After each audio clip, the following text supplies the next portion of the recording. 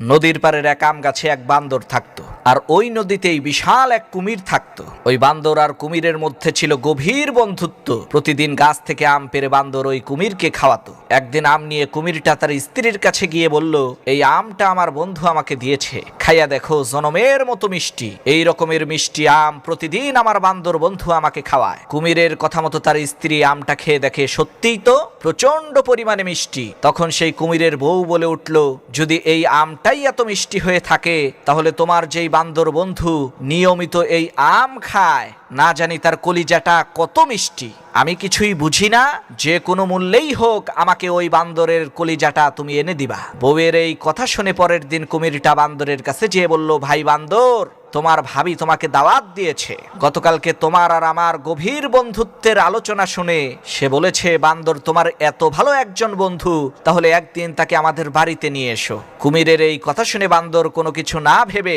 এক লাফে কুমিরের পিঠে এসে বসলো আর বলল, চলো আজকে ভাবির হাতের রান্না খাবো। চলতে চলতে নদীর মাঝখানে যাওয়ার পর কুমির বলে উঠল, ভাই বান্দর, আসল কথা হলো তোমার ভাবি তোমার কলিজাটা খেতে চায়, এ কারণেই আমি তোমাকে নিয়ে যাচ্ছি। কুমিরের এই কথা শুনে বান্দর ভয় পেয়ে গেল, কিন্তু সে হাই হুতাশ না করে হেসে দিয়ে বলল, আরে ভাই, এই সামান্য একটা বিষয় তুমি আমাকে আগে বলবা না?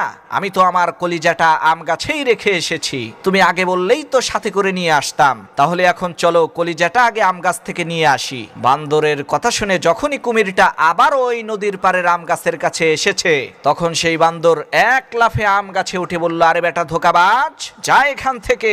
আমি তোর উপরে ভরসা করেছি, তোকে মহব্বত করেছি, আর তুই আমার সাথে এত বড় ধোঁকাবাজি করলি। প্রিয় বন্ধুগণ, আজকাল এই দুনিয়ার পরতে পরতে ধোঁকাবাজ লুকিয়ে আছে।